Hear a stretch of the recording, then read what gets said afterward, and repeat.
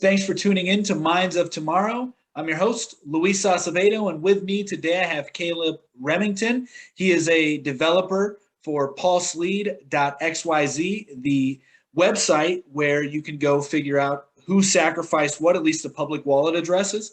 So, Caleb, thank you for being on the show today. Yeah, thanks, Luis. I appreciate it. You're actually my first ever YouTube appearance. So big day for me, and congrats to you. This channel's awesome. Love the topics you already got coming out, the people you're bringing on. It's gonna be a good one today.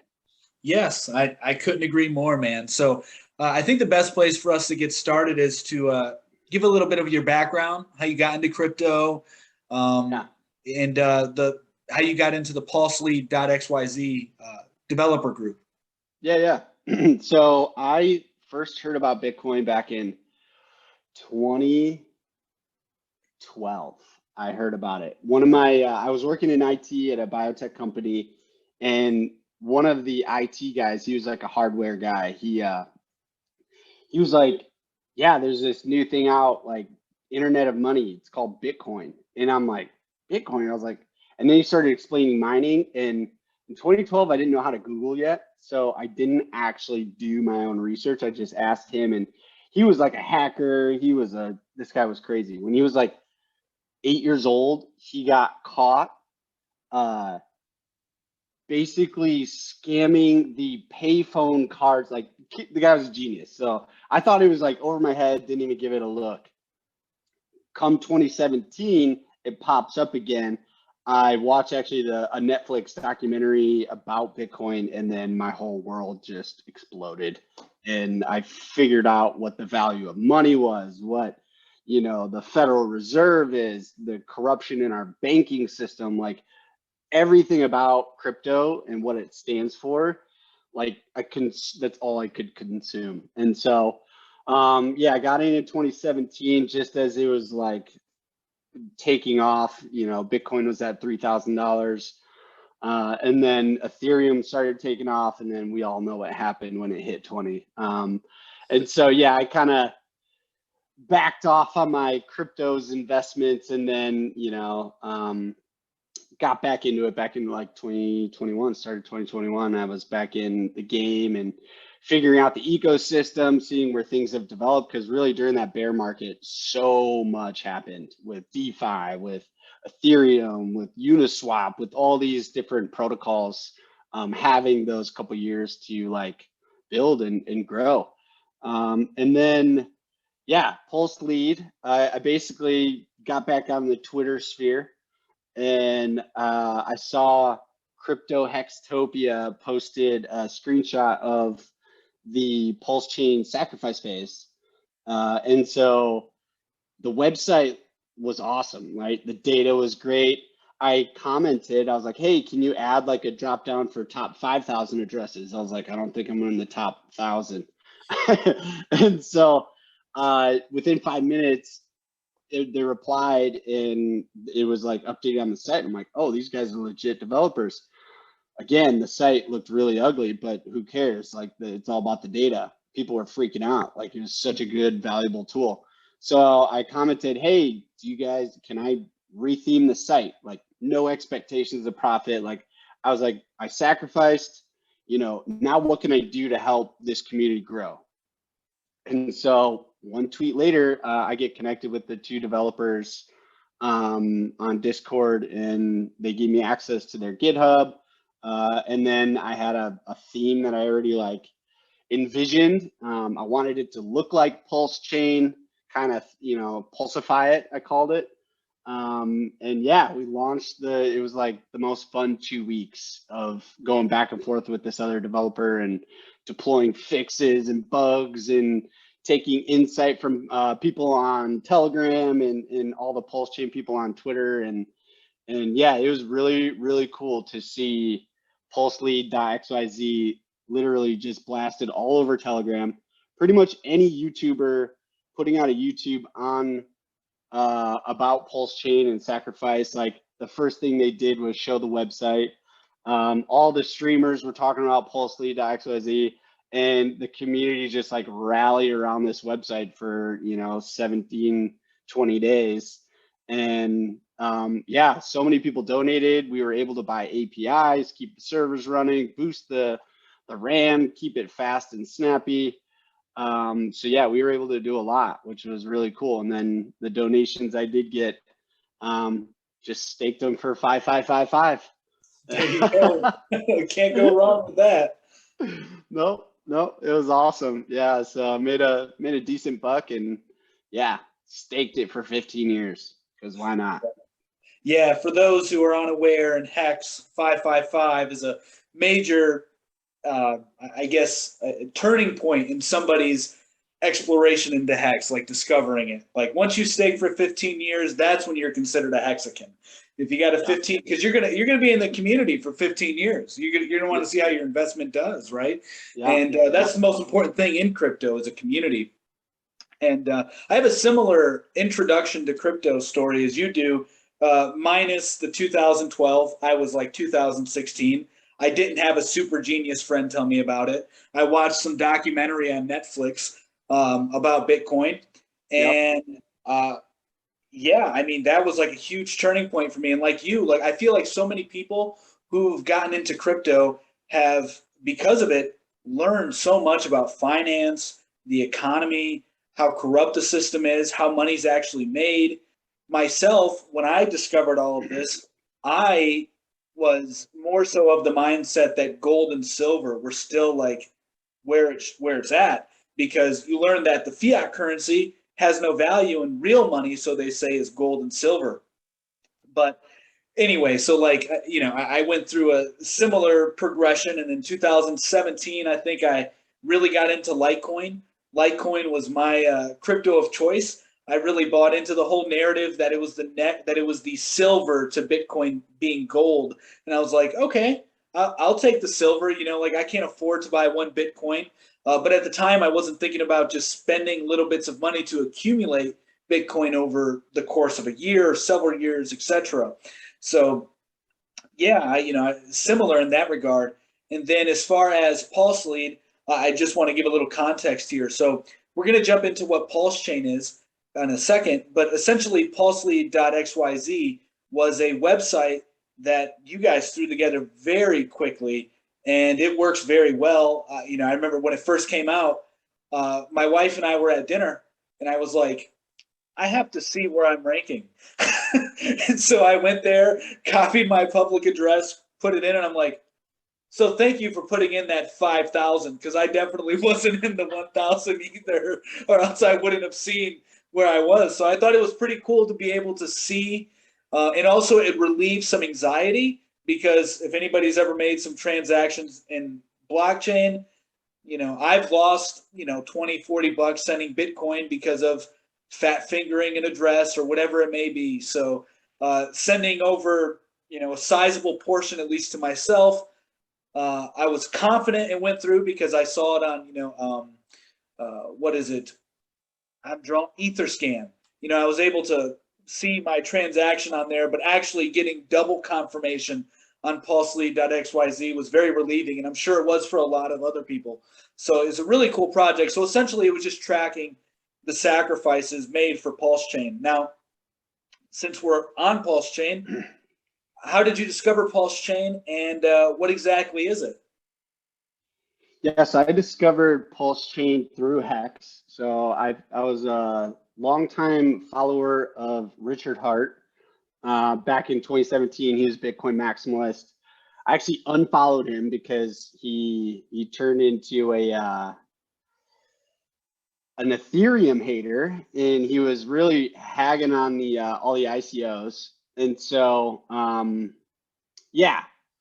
Long story short, pretty sure I just went over all that, but yeah. So essentially, I after I discovered Hex, I was actually watching the BitBoy crypto show, and Richard Hart came on this stream, and it was around the blockchain with 3 other people, and so Richard just annihilated everyone who called Hex a scam, and so that's when I first heard about Hex, and then understood like everything Richard said. I was like 100%, like, yes, that's true. And he's talking about all the scams going on in crypto, how people are just giving up their keys and getting rug pulled.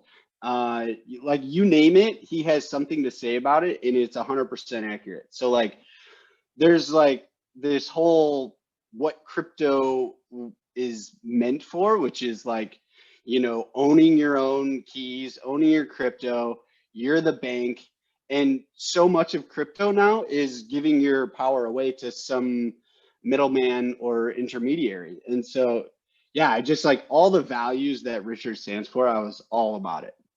And so through Hex, I of course made a couple stakes, did the swap from ETH and some of my ERC20s into Hex, and then that's right about the time he started talking about Pulsechain, and it took me a couple weeks to figure out what Pulsechain was, just because it's such a foreign concept. Like I understand what a fork is, but basically Pulsechain is a fork of Ethereum. So if you're a really smart developer and you have the know-how, you can basically fork any open source project. So Ethereum being open source, you can fork it at a specific block. And what Pulsechain is doing is creating the world's largest airdrop.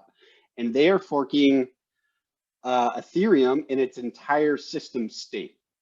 So any token, any ERC20 token on the Ethereum blockchain at the time of the fork will be copied over 1-to-1, every single bit down to the last millibit, right? And so all you'll have to do to get this free airdrop is have your tokens in a wallet, a non-custodial wallet, they call it, where you own the keys to your wallet.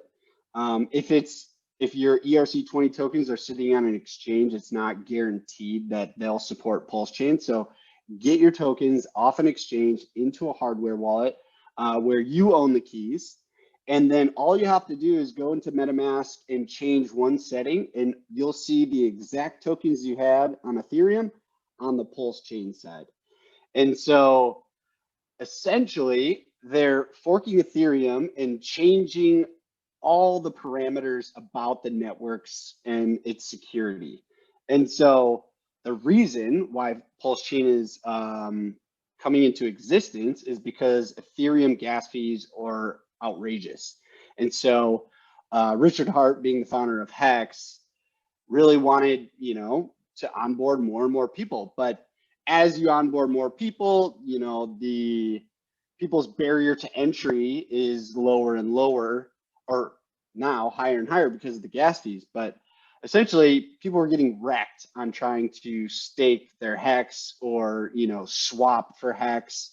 And if you had a $500 investment, after you paid all the gas fees and the swap fees and the stake fees, you're basically left with like maybe $100 worth of Hex that you could stake. And so at the end of the day, like, unless you're staking it for 15 years, like, it was not worth it. So he got really fed up with the gas fees and what Vitalik Buterin did to protect the users from an attack. But essentially, he just jacked up the gas fee price and rewarded all the miners. And so, yeah, Pulsechain is going to be amazing. It has 10x the throughput of Ethereum. So the blocks are 3 seconds. It's like, in terms of electricity, it uses 1,000,000% less electricity than Ethereum. So wow. I could go on for days about how incredible Pulsechain is going to be. Now, I'm not sure. I know Pulsechain is proof of stake. Is it going to be a hybrid, sort of like how Hex is, or is it just going to be completely proof of stake? Yeah, so it's going to proof of stake, 100% proof of stake. So there's going to be 33 node validators that make up the system's staking, security, right? And so these 33 validators will mine a block every 3 seconds. And so the best part about Pulse Chain and why it differs from Ethereum's, Ethereum's moving from proof of work to proof of centralized staking. And so with Ethereum, you have to have a minimum of 32 Ether to be a validator. And so that costs what today I think it's $3,500. It's like $112,000 you need to be a validator. So what happens with ETH 2.0 is that people are depositing their Ethereum into a validator, and then that validator has admin keys and can just run away with all of your Ethereum. And I think Richard mentioned there's like 200 million Ethereum lost or something like that. And so with Pulse Chain, it's all delegated staking. So you as a staker, you can earn rewards for delegating your Pulse tokens to a validator node. And then as that node does transactions, it gets the block reward, because I think 33% of all transactions, the fee, 33% of the fee is given back to the validators and then distributed to all the stakers. So yeah, full proof of stake. Gotcha. Yeah, it's the whole concept behind Pulse Chain. When I first heard it, I thought it made a lot of sense. I mean, it was the easiest solution. I'm not a coder. I've never built a blockchain or participated in anything like that. But as a layman, understanding at least the fundamental principles, it seemed the most reasonable, easiest way to fix the problem of gas and have a good system, not just have a vapor, a vapor chain, which there are so many ghost chains, vapor chains, whatever you want to call them out there, that claim to be an Ethereum killer, but they can't get the same volume as Ethereum, or even if they try, or even if they get close to. Look at what happened to Solana, for instance. I mean, Solana, it was blowing up, and then I think actually it's centralized, and so they actually just shut down the blockchain or something along those lines. I'm not exactly sure what happened, but I know it was like when this NFT boom was taking place for Solana. So I know I'm very excited about Pulse Chain specifically because of the duplication, the duplicates that you're going to be getting for all your ERC20s. Yeah.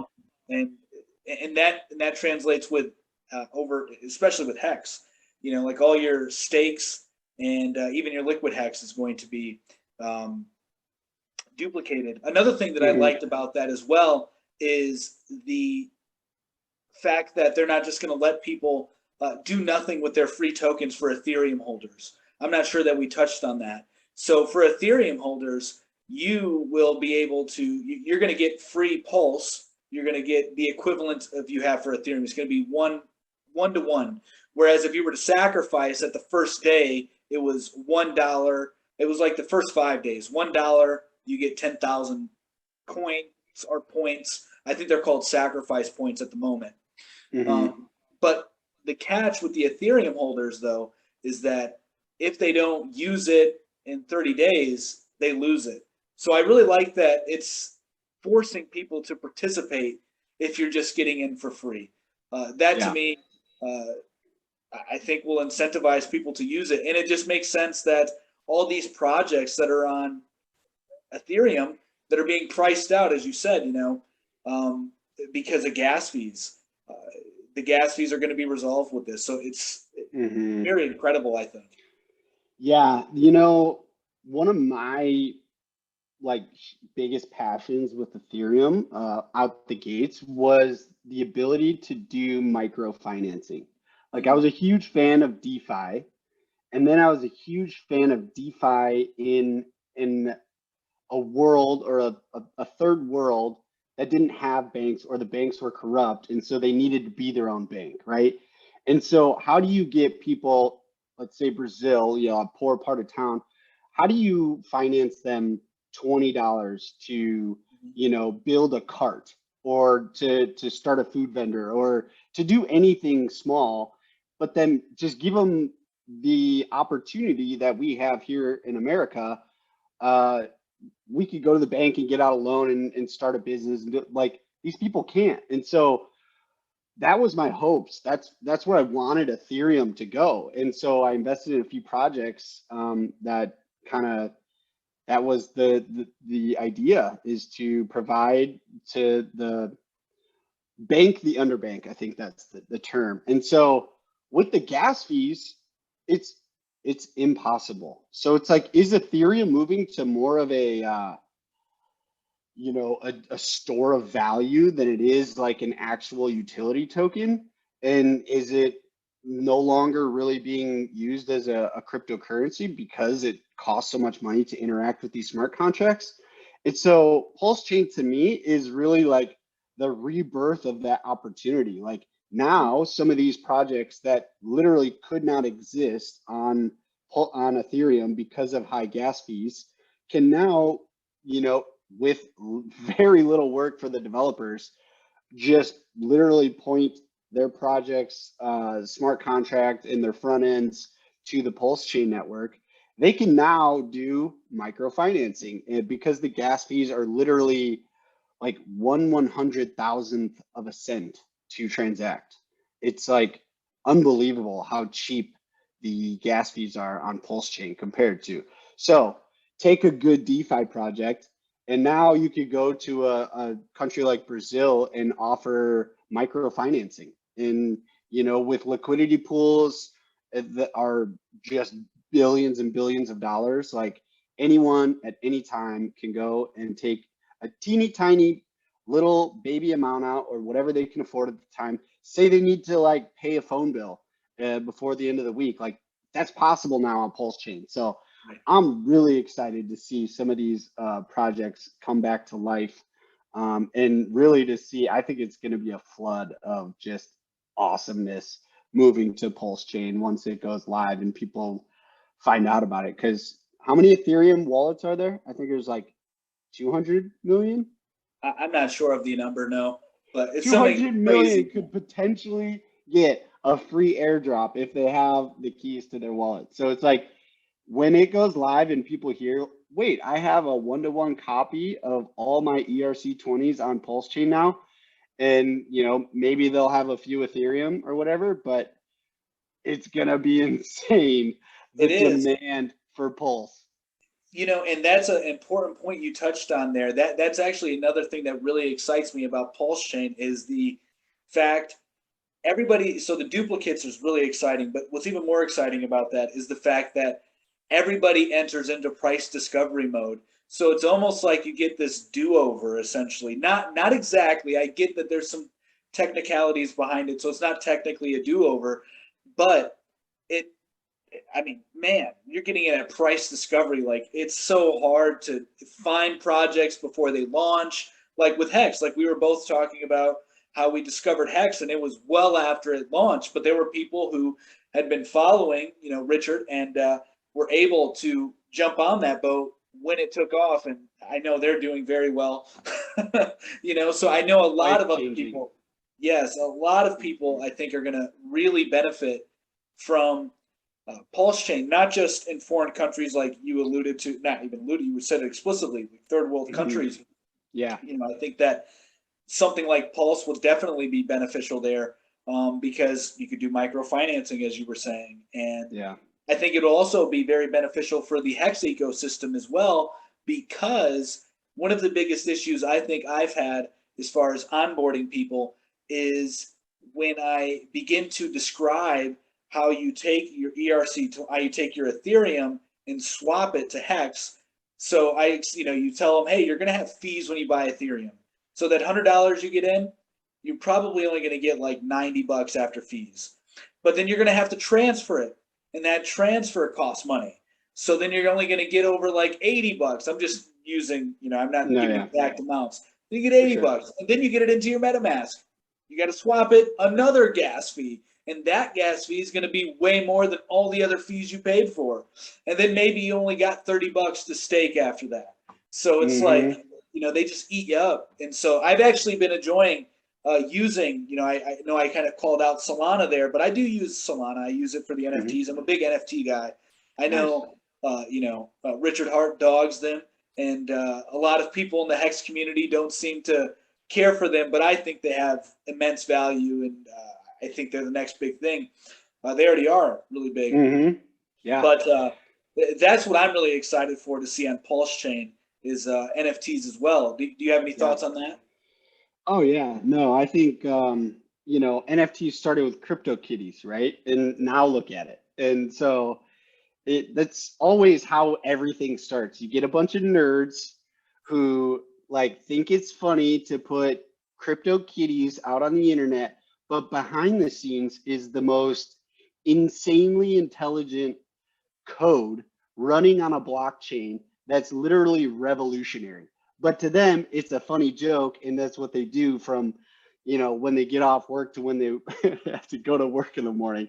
And so I think NFTs, like, this is just the beginning. I think when it comes to, you know, music rights, how musicians are just getting screwed over on royalties, like, you name it, if it has anything to do with someone's identity or owning that unique something, uh, NFTs are going to be where it's at. And so, yeah, people can't see past the JPEGs and that sort of thing. And so it's like, even just, I love the concept of like NFTs in games.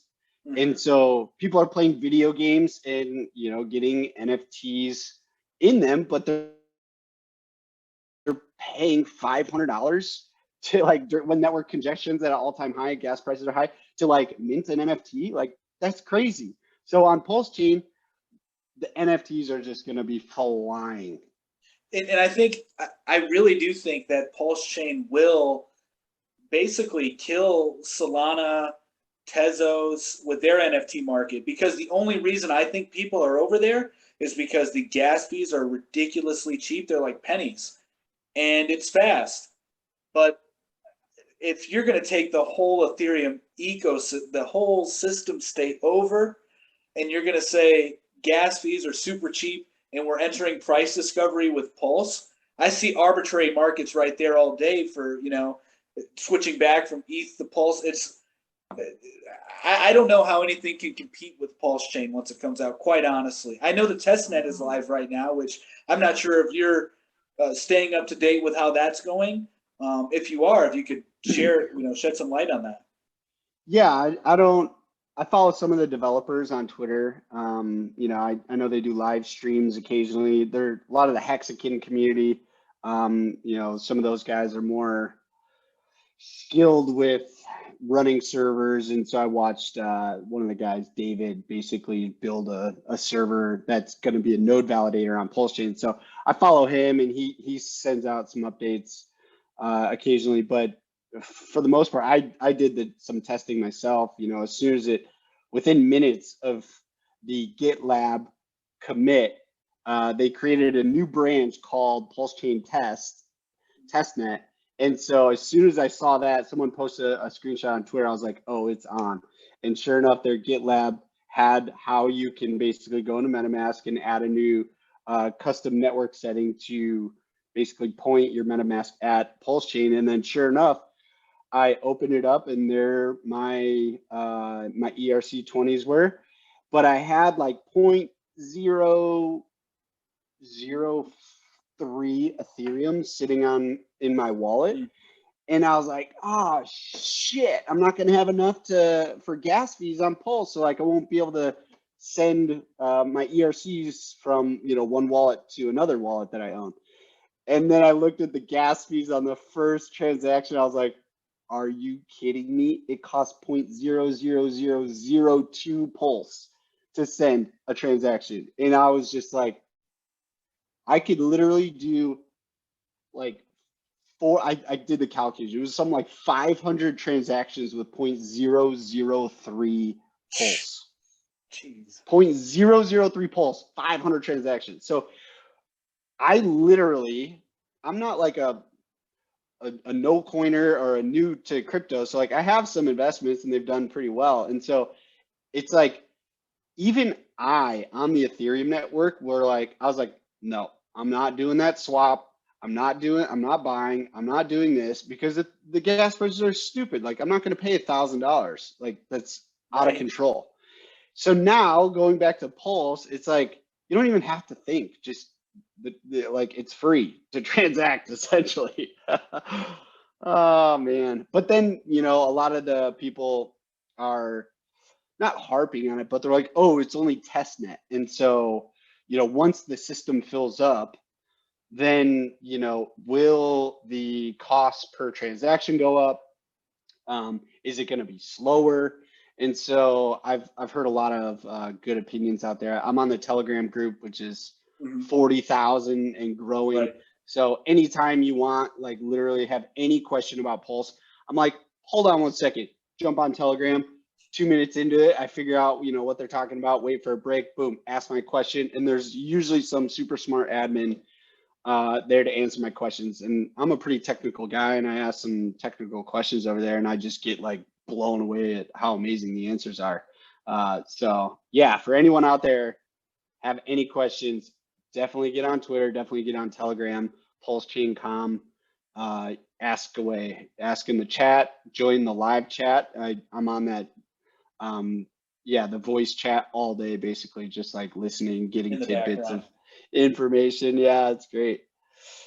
Yeah, I do the same thing. You know, anytime that I'm really trying to understand something, whether it be when I was learning about Hex or when I'm learning about Pulse Chain, I go to the Telegram group because it's such a resort. Like, it's just a wealth of knowledge there. And like you said, there's just a lot of really smart people in the community, like very smart, very technical in their own ways. Like I find I am more, I like to hear more of the people who are very financially intelligent as opposed to the technical side of things. That appeals to me more. But I do like learning as much as I can on the technical side of stuff. Now, we touched on price discovery, and you said that on when you ran some tests or transactions on the testnet, you were able to do it for 0.00005 pulse. So are you aware of what? I know nobody really knows, but do you get an idea of like where this is going to start at? Then, like, what is 0.005 pulse, and like what is that equivalent to the USD value? Maybe you can't answer that, but oh, I love speculation. So, if I may, of course, this is all financial, not financial advice. I have no clue what the price will actually do because markets teach us. But if you look at Ethereum and you look at, EOS or some of these other big other chains that launch, and you look at Hex, what did Hex do at the launch? And so the best way I've been breaking it down for my own self and to figure out what are people willing to pay right out the gates, right? So Richard Hart put out an Easter egg for anyone who sacrificed after the sacrifice phase was officially over. So he basically is giving them a lenience and saying, explain that a little bit. I'm sure most people have no clue what we're talking about there. Yeah, good point. So the Pulse chain basically had a sacrifice phase where for the first day 1 through 5, you could sacrifice for every dollar you sacrificed, you got 10,000 sacrifice points. And remember, when you sacrifice, you're basically sending your money to a contract with no expectations of like the work of others, and you're sacrificing because you believe blockchain equals free speech. And so Pulse Chain received over $600 million in sacrifices. At least that's what we were tracking on pulselead.xyz. And so $600 million is a lot of money. That's just with ERC20 tokens. And so, go ahead. You were gonna say something. I was just gonna say, do you know what happened with the mysterious billions of dollars that got flooded in at the last day? Yeah. So there's a thing. If you don't know what Hex is, then you probably don't know what the Hex origin address is. But essentially, Hex has an origin address that owns a good percentage of the Hex. So when Hex launched, it went through an adoption amplifier. And so if you had Bitcoin, you could get 1 Bitcoin, you got 10,000 Hex. And so anyone who owned Bitcoin could basically go on to the dApp, plug in their wallet. If they had 10 Bitcoin, they got 100,000 hex. But after that phase was over, Richard Hart, the founder, basically was like, hey, I want to get more people involved. And the only way to do that, like everyone has access to buying Ethereum. So he created an adoption amplifier similar to what EOS did. And so the adoption amplifier basically said, for every day, people are going to send Ethereum to this adoption amplifier. And every day, I don't know what the number was, 1 billion hex will get distributed to every person who sacrificed to the adoption amplifier. And then in return, so like if there was 100 ETH sent and you sent one, you got 1/100th of, you got 1% of 1 billion hex. And so every day that happened for 365 days. And so with every sacrifice, an equal amount was given to the hex origin address.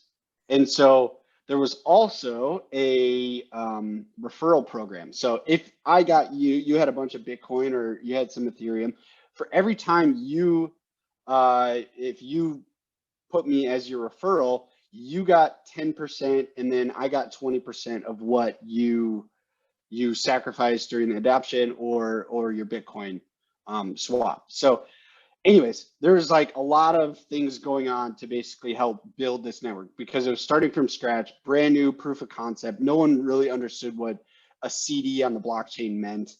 No one understood the fundamentals behind Hex. And so the origin address accumulated something like 60% of all Hex.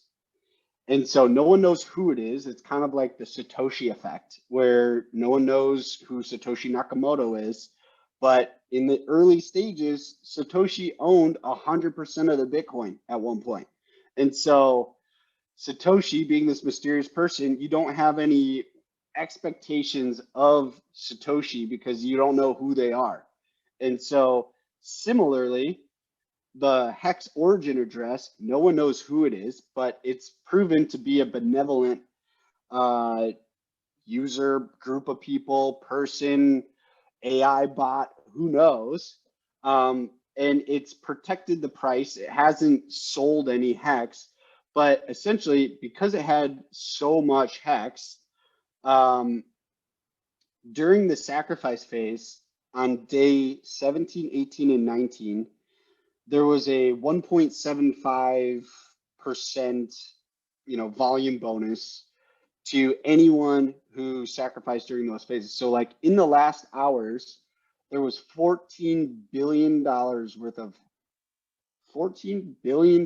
Hex sacrificed. Jeez. 13 billion Hex. So now Pulsechain is massively centralized. So the Hex origin address now owns 90% of the Pulsechain volume and total supply. A lot of people freak out and say, oh my gosh, the Hex OA is going to dump the price. But if Hex OA does what it did for Hex, it's just going to hoard the supply. Maybe it's going to do something. I don't know. We don't have any expectations.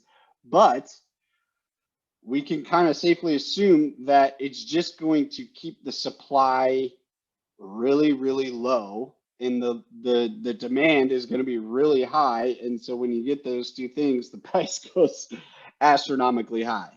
And so, yeah, it's back to like the sacrifice phase. So for every dollar you sacrifice, you got 10,000 pulse. Richard Hart, people kept sacrificing when the sacrifice phase was over. And so he said, okay, I will basically give you guys an Easter egg. Instead of like launching a token and then having everyone who sacrificed when the sacrifice phase was over cry about not getting their rewards points, he basically was like, I'll give them to you, but it's going to be a 1.05% compounding rate or a bonding curve. And so as the days goes on, if you're still sacrificing 40 days after the phase ended, you're basically getting your pulse at like a you're getting like 20x less pulse than you would have if you sacrificed day 1 through 5. Mm-hmm. And so and that's I'm where doing the speculation's coming in. Yeah. So this, price speculation is basically, so if you do the math and you sacrificed $1 and you got 10,000 pulse, not including the volume bonus, you're paying 0.0001 cents per pulse token. And so if you sacrifice today, you're getting 44x less pulse. So you're basically, for every dollar you sacrifice, you're getting something like 220 pulse. So if you heard a very interesting theory. I don't know who originated it, but I heard it from a YouTuber who got it from somebody, I guess an OG in the community, that was saying that right now, like, what if the reason why there was an extension for the sacrifice phase is for price discovery, seeing what people will pay. And as we saw, I think it was today, somebody paid hundreds of thousands of dollars in the sacrifice phase late. Like, what was it, like 100 ETH or something? 112 something Ethereum. Yeah, so they paid 112 ETH. So basically, if you sacrifice $9,000 on day 1, you got 90 million pulse. But that's not even factoring in the multiplier, the multiples. That's not exactly. So you'd probably get more than that, because you'd probably get like 1.2, 1.3% on top of that 10,000, 1 to 10,000 rate. So basically what I was trying to get at is, like, you'd have to sacrifice $400,000 today to get the equivalent of sacrificing $9,000 back day 1 through 5.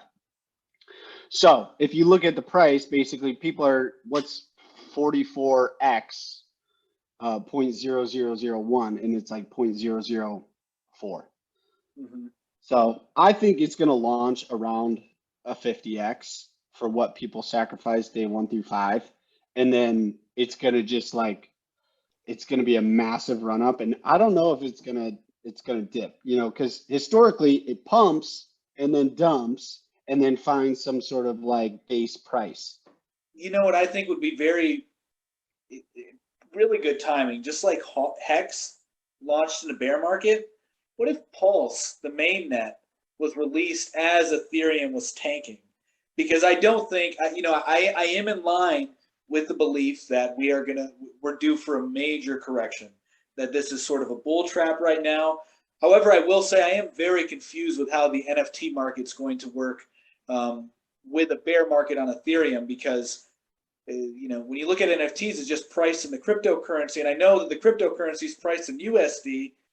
But anyway, like I've thought about this, like how the NFT market will be affected by it. I'm not too sure, but yeah, it'll be very interesting if the timing lines up to where we see Ethereum crashing, Pulse launches, and then you have all that money coming right over to Pulse. It's just a recipe for success, I think. And another thing I want to touch on too is when you were talking about the centralization of Pulsechain and how there's been a lot of criticism about that. Yeah. What I don't understand is how in the crypto space, where I sympathize with a lot of people who have been rug pulled. I get that. There's a lot of fear when it comes to it. However, if we look in the real world, we see, a lot of these very successful business owners, they hold the lion's share of their company, and they can just dump it and cause the stock to go down as well. And so you would have to think that somebody who is very driven by legacy and wants a good reputation would be willing to throw that away. Essentially, it's like, why would you do that? So that's never really been a fear of mine, but I can understand where that comes from. Yeah, it's really interesting. I think it's going to do wonders for the price performance. And then I have to mention this one. There's this guy, Rakim Rochelle. He's on Twitter. And the billionaire. The multi-billionaire, was homeless, multi-billionaire now. And he pinned a tweet that basically said, "I'll bet anyone 1 million USD that Richard Hart won't rug pull Pulsechain Network because he owns 90%. So if you think he's going to rug pull, hit up this guy. You got $1 million. You could take him on 2-year period. He's like, I'll like set up or shut up. I love it. I love it. It's like, no, why would you do that? Why would Bezos dump his 20%? Why would Tesla dump his, like, in the end, these guys are so wealthy, and girls are so wealthy, that it's like, if you don't know about leverage, and then you're not doing it right, because no one's gonna sell a single share. Why would you, when it's like literally the greatest appreciating asset, like up and to the right forever, kind of like Hex, you know? Yeah, exactly. And I don't think that I think Pulse, I think it might take off faster than Hex did, quite honestly, just because of everything it has on it. It's just copying Ethereum essentially, and I just don't see why it won't. If it's going to explode at launch, which I'm a firm believer that it will, why would it not continue as more people realize, oh my God, I have free money sitting over here, like, and then I can actually use it. Like, there's, oh my God, like to me, it just is a no-brainer. Yeah. But where can people find you if they want to stay up to date with what you're doing, if they're interested in just hearing your thoughts? Yeah, where can people find you? Yeah. I'm just on Twitter at Caleb Remington. You can also check out the pulselead.xyz website. We'll be launching updates hopefully soon when mainnet goes live. So we thought about being a validator since we have so much trust in the community. I think pulselead.xyz could get a lot of people to delegate their stake to our validator if we get one set up. Just because, hey, we brought immense value to the community. We could be one of the top validators, you know, with one of the most delegated stakes out there, and that's just lucrative for everyone who has coins, their Pulse staked on our validator. So that could be exciting. It just got potentially offered to redo the website for Richard's new documentary. So that That's could awesome. be pretty cool. Yeah, that needs some love. And how's the funding going for that? I know that there was a request for funding, and I know that they received a lot of money. I'm just not sure if the request was met. Yeah, no, I think a lot of people are donating. They wanted to basically create a leaderboard. And so they reached out to us and like, hey, you guys built one, like, can you do it for us? So yeah, we're still waiting to hear back if the price is approved or whatever they want. So that's pretty exciting. And then, Twitter is where I'm at most of the day. That's awesome. Yeah. A lot of good stuff coming your way, man. I'm very happy for you. The work you're doing is obviously helping out the community where you're involved. And the validator, that's really cool to hear, because you're going to get to choose, if I'm not mistaken, where you want to stake, who you want to be your validator, essentially. Correct. So I haven't seen the front end yet, but essentially there'll be a list of the 33 validators. There could be a lot more. It's just the top 33 are the ones doing the transactions and getting the rewards. So most of the time you're going to want to put your money where, you know, it has the best potential to receive some of that interest. And so they're guessing, your APY will be anywhere from 2 to 4%, but hey, 2 to 4% is pretty darn good. It's not 40% APY like it is on Hex, but there's just so many other add values to the Pulsechain network that, staking is just one of them. I heard Richard briefly mention in a stream, he's doing like some Euro tour. He talks about how Pulsechain could actually be one of the largest yield farming projects of all time, because these tokens are essentially zero. Everyone got a free copy of it. If you bridge over the real thing, so like say you have Link and then it gets copied onto Pulse, if you bridge over the link that you had on Ethereum into Pulse and then use that to pool in liquidity, you'll get liquidity points from the Pulsechain. It's called the Pulsechain token, reward token. I don't know. There's going to be some reward token that you'll get. So literally every PRC20, you can now be a liquidity provider and earn rewards. And so who knows what that's going to be? It could be 8%, 10%, but it's like there's going to be so much value created out of thin air that it's going to be such a fun ride. I can't freaking wait. Me either, man. I'm super excited. I really am, especially after talking to you. You have a lot more knowledge on this stuff than I do, so it's very encouraging hearing what you have to say, and I'm sure the community will find it encouraging and enlightening as well. So once again, man, I really do appreciate you coming on the show, talking with me. Thanks for having me.